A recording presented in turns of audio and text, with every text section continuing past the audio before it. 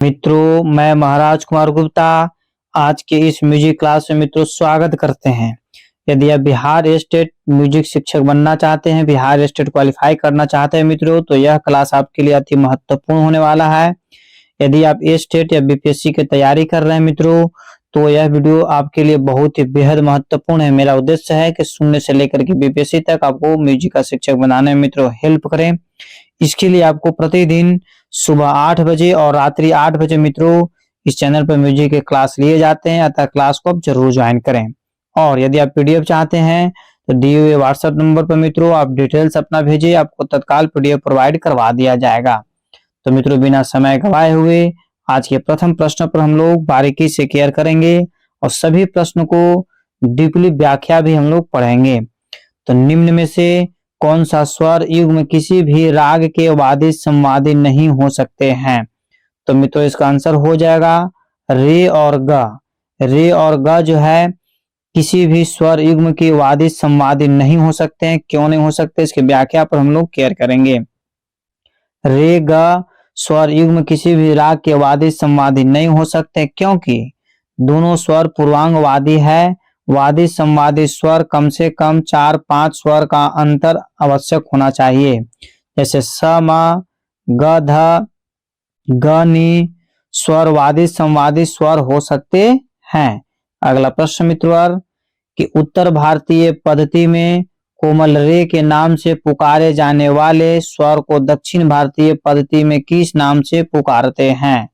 तो मित्रों इसका आंसर हो जाएगा शुद्ध रे के नाम से पहचानते हैं या पुकारते हैं। ठीक है, व्याख्या पर ध्यान दीजिएगा। उत्तर भारतीय पद्धति में कोमल रे के नाम से पुकारे जाने वाले स्वर को दक्षिण भारतीय पद्धति में शुद्ध रे के नाम से पुकारा जाता है।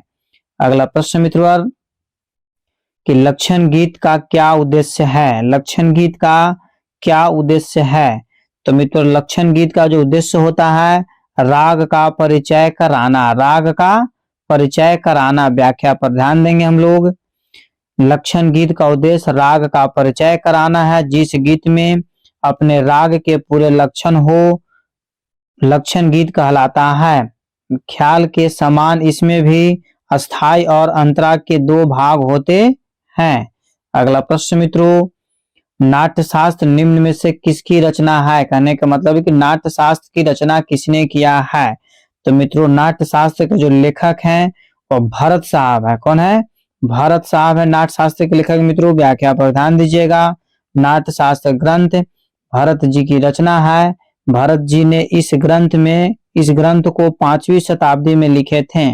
एग्जाम में पूछा जा सकता है कि नाट्य शास्त्र की रचना किस शताब्दी में हुआ? तो 5वीं शताब्दी में हुआ। कौन शताब्दी में हुआ?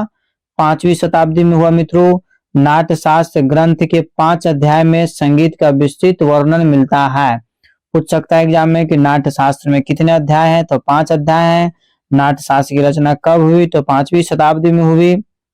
ठीक है, और मतंग साहब जी ने बृहदेशी ग्रंथ की रचना की है। बृहदेशी के लेखक कौन है? तो मतंग साहब। अगला प्रश्न है शाहजहां का दरबारी संगीतज्ञ कौन थे? मतलब शाहजहां के दरबार में कौन से ऐसे विद्वान थे जो संगीतज्ञ थे? तो मित्रों छत्तर खां। कौन थे? छत्तर खां। ठीक है, व्याख्या पर ध्यान देंगे हम लोग।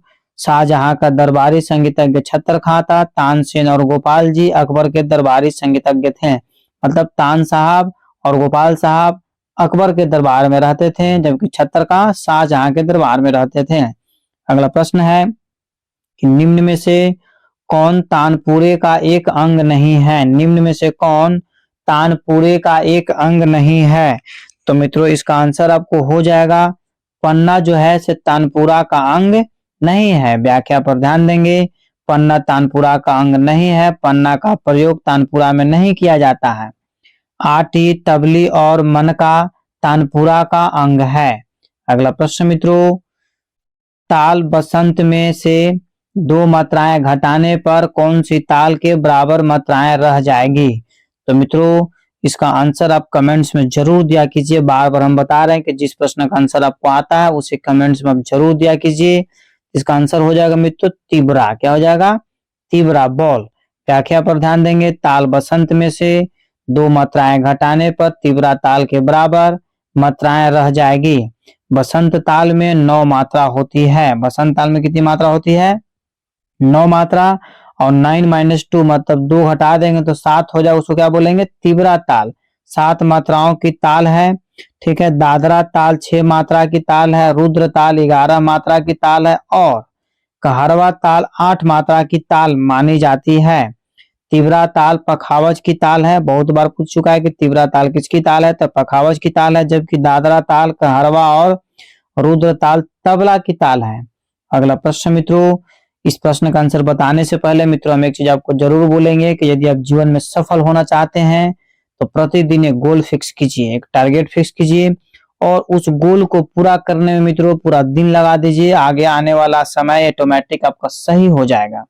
तो मित्रों प्रश्न है कि निम्न में से किस माध्यम में ध्वनि की गति सर्वाधिक होगी? निम्न में से किस माध्यम में ध्वनि की गति सर्वाधिक होगी? तो मित्रों चांदी में सबसे अधिक होता है ध्वनि की गति, इस ऑप्शन के अनुसार, ठीक है। व्याख्या पर ध्यान देंगे। ध्वनि की गति सर्वाधिक चांदी में होती है। सोना, प्लेटिनम और तांबा ध्वनि की गति चांदी से कम होती है। अगला प्रश्न मित्रों कि दो स्वरों के डोल से उत्पन्न कर्कशता कब सर्वाधिक होगी? तो मित्रों इसका आंसर आपको हो जाएगा आधे स्वर के बराबर हो तब। आधे स्वर के बराबर हो तब, यह इसका व्याख्या है मित्रों। अगला प्रश्न पर ध्यान दीजिए। यदि मित्रों इस चैनल पर पहली बार विजिट कर रहे हैं तो चैनल को आप तुरंत जरूर सब्सक्राइब कर लीजिए। और इतने सारे लोग वीडियो को देखते हैं मित्रों, और वीडियो को लाइक आप जरूर क्या कीजिए ताकि हमें भी मोटिवेशन मिल सके, हमें आपके माध्यम से हमको एनर्जी मिल सके।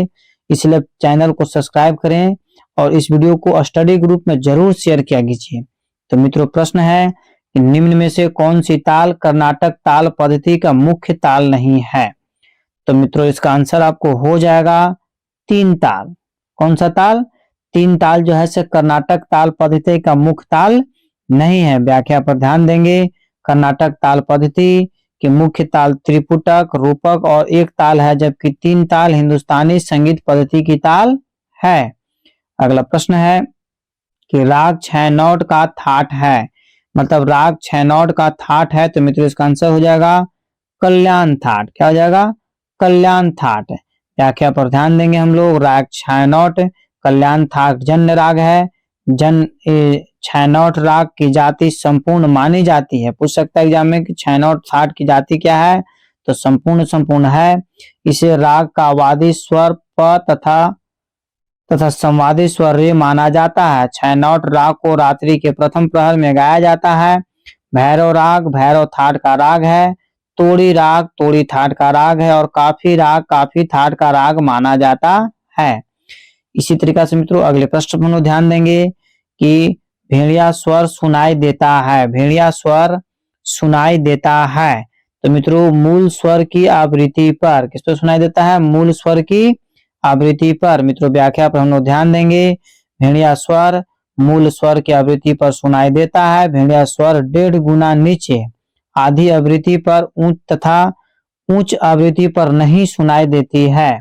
अगला प्रश्न मित्रों कि निम्न में से किस राग की जाति संपूर्ण नहीं है? तो मित्रों इसका आंसर आपको हो जाएगा जौनपुरी। मिसप्रिंट लिखा गया यहाँ पर जौनपुरी होगा, जौनपुरी, ठीक है, जौनपुरी, ठीक है। सी नंबर इसका आंसर क्या है? सही है। व्याख्या पर ध्यान दीजिएगा। जौनपुरी राग आडो संपूर्ण जाति की मानी जाती है। भैरव राग संपूर्ण जाति मानी जाती है। यमन राग जो है संपूर्ण जाति के माने जाते हैं। काफी राग की संपूर्ण जाति के माने जाते हैं। अगला प्रश्न मित्रों कि उस्ताद अल्लाह रखा खां का जन्म वर्ष है, अर्थात उस्ताद अल्लाह रखा खां का जन्म कब हुआ था? तो मित्रों कमेंट्स में आप जरूर आंसर दिया कीजिए। जिस प्रश्नों का आंसर आपका आता है उस प्रश्न का आंसर आप कमेंट्स में जरूर दिया कीजिए। उस्ताद अल्लाह रखा खां का जन्म जो हुआ था मित्रों 1919 में हुआ था। अप्रैल 1919 में हुआ था। व्याख्या ध्यान दीजिएगा। उस्ताद अल्लाह रखा खां एक तबला वादक हैं। क्या हो जाते हैं? तबला वादक हैं। अल्लाह रखा खां का संबंध पंजाब घराने से है। पंजाब घराना एक स्वतंत्र तथा जोरदार बोल का घराना है। और चलो आपको मित्रों बताते चले कि डॉक्टर जाकिर हुसैन जो है से अल्लाह रखा का के पुत्र हैं, वो भी क्या है, तबला वादक है। अल्लाह रखा का भी क्या बजाते हैं, तो तबला ही बजाते हैं। अगला प्रश्न मित्रों, ठाट भैरव में मध्यम तीव्र कर देने से कौन सा ठाट बनेगा?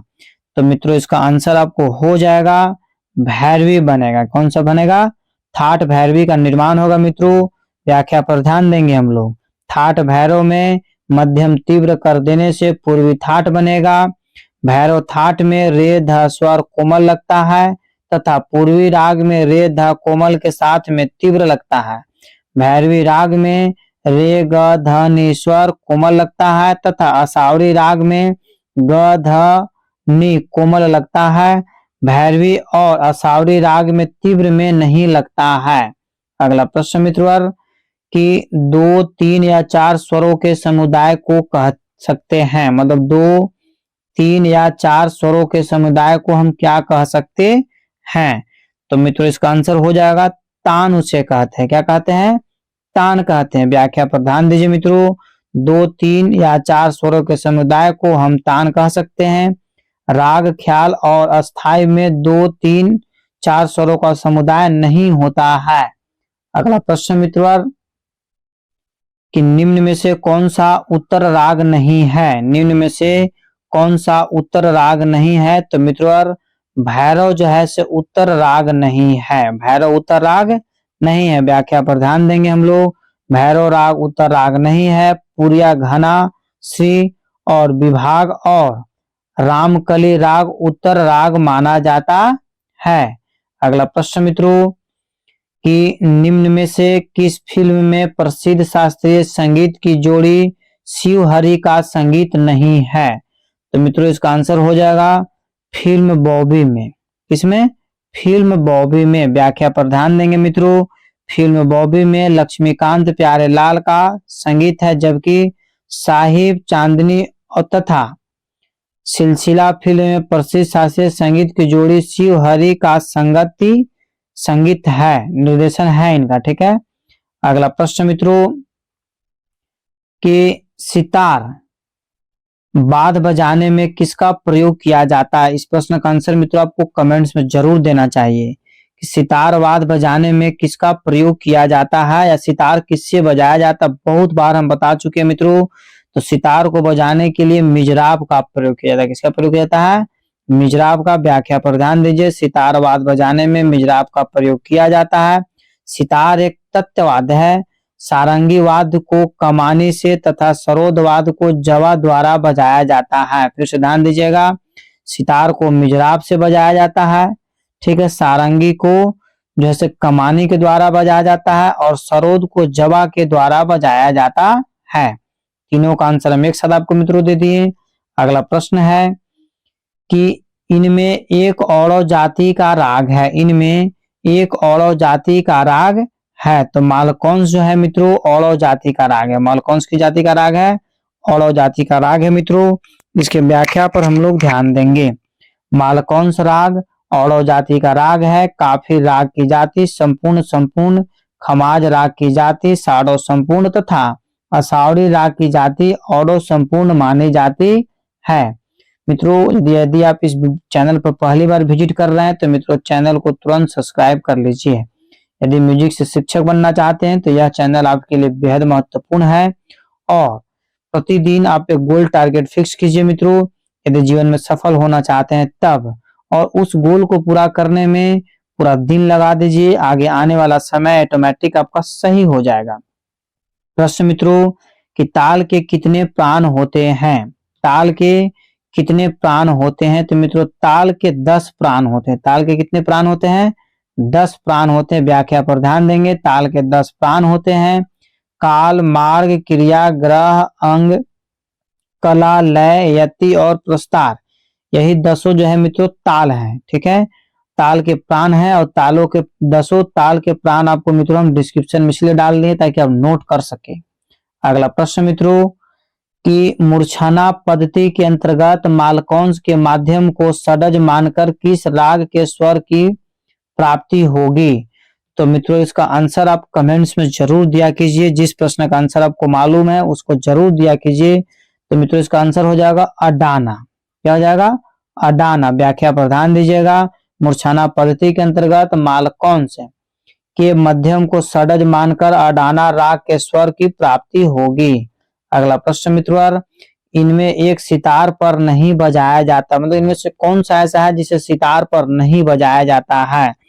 तो मित्रों इसका आंसर आपको बताते चले कि झाला बजाया जाता है, ठीक है, जो है से तोड़ा बजाया जाता है, जोड़ आलाप बजाया जाता है, रेला का प्रयोग सितार पर नहीं बजाया जाता है।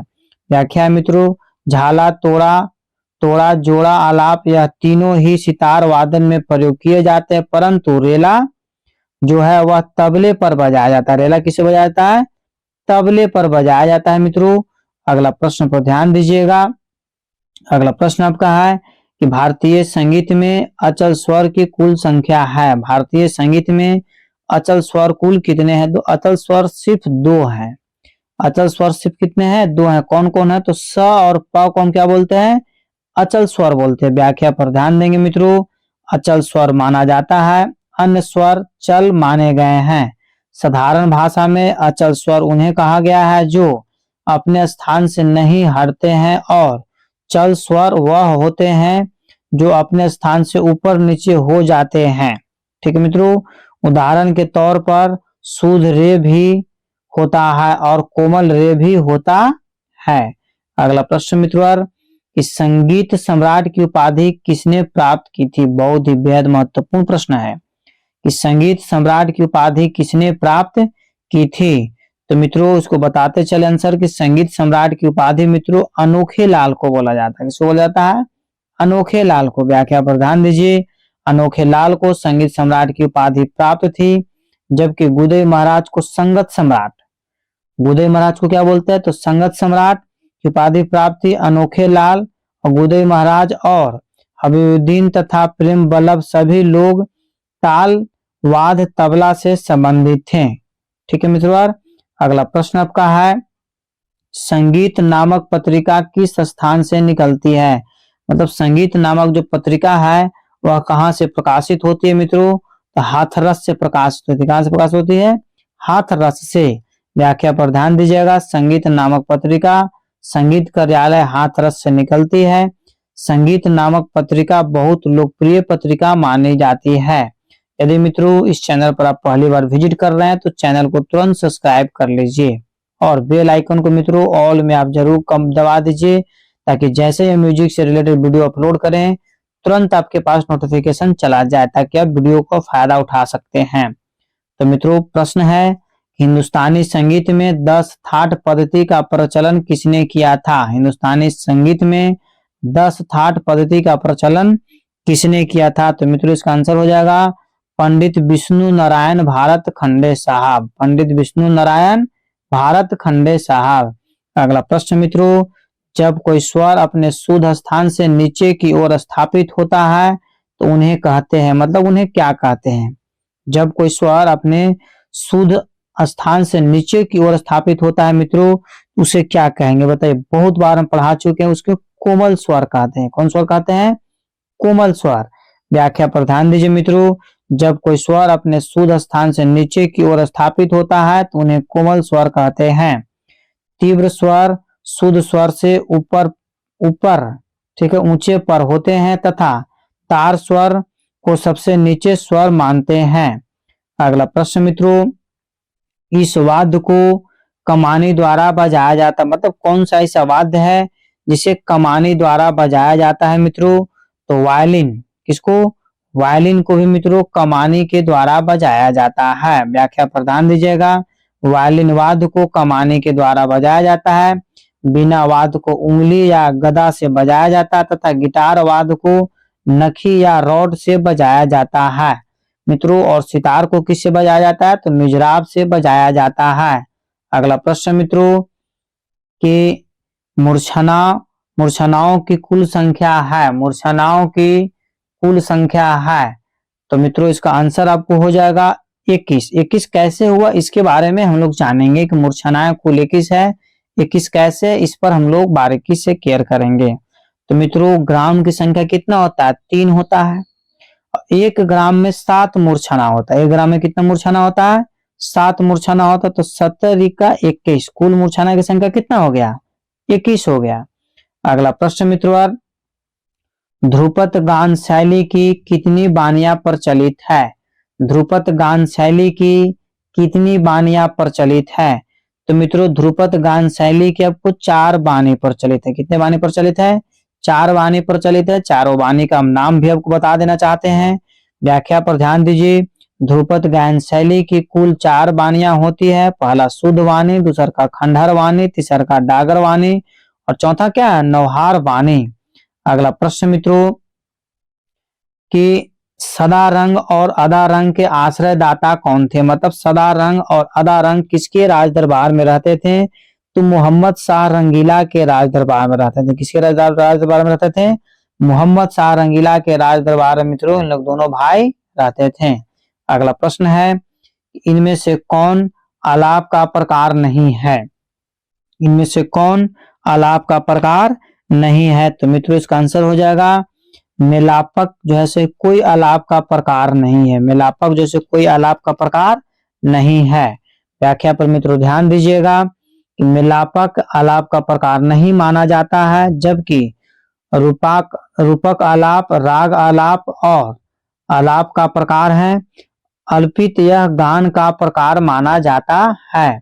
अगला प्रश्न मित्रों जो कि बेहद महत्वपूर्ण है, वर्गीकरण के अनुसार वाद्यों के निम्नलिखित प्रकार माने जाते हैं। मतलब संगीत में वाद्य कितने प्रकार के हैं?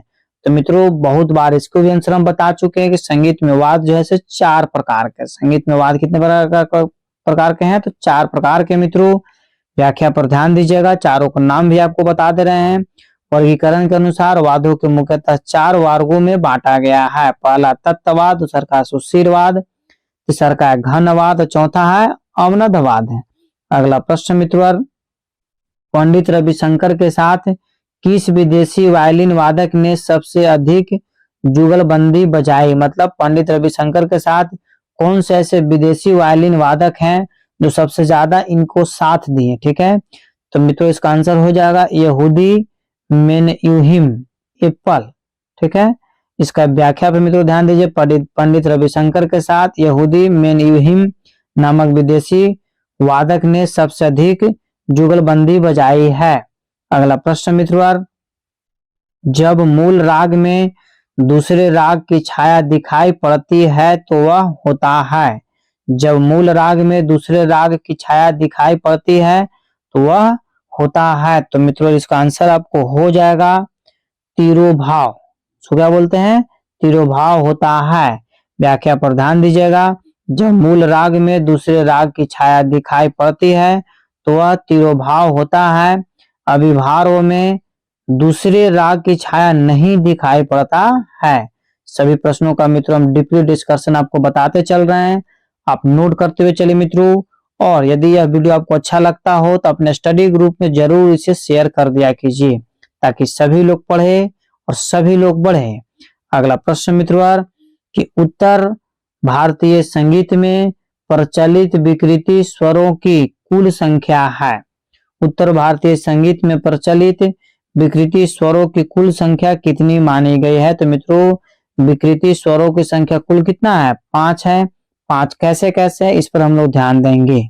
तो उत्तर भारतीय संगीत में प्रचलित विकृति स्वरों की संख्या कुल 5 मानी जाती है। विकृति स्वर 2 प्रकार के होते हैं। विकृति स्वर कितने प्रकार के होते हैं? 2 प्रकार के होते हैं। पहला कोमल स्वर और दूसरा का तीव्र स्वर। ठीक है, तो मित्रों विकृति स्वर में रे ग ध नि जो है से कोमल होते हैं, जबकि तीव्र म होता है। तो इस प्रकार जैसे कोमल स्वर 4 गो हो गया और तीव्र स्वर 1 गो हो गया, तो 4 और 1 जोड़ेंगे तो कितना हो जाएगा? 5। यही जो ऐसे 5 विकृति स्वर यहाँ पर शो किया गया है। अगला प्रश्न मित्रों कि तबले में कितने घर होते हैं? बहुत ही बेहद महत्वपूर्ण प्रश्न है, इसका आप कमेंट्स में जरूर आंसर दिया कीजिए कि तबले में कितने घर होते हैं। तो मित्रों तबले में कुल 16 घर होते हैं। तबले में कुल कितने घर होते हैं? 16 घर होते हैं मित्रों। 16 से एक बात आपको बताते चले, श्रृंगार कितने हैं? तो 16 है। संस्कार कितने हैं? तो 16 है।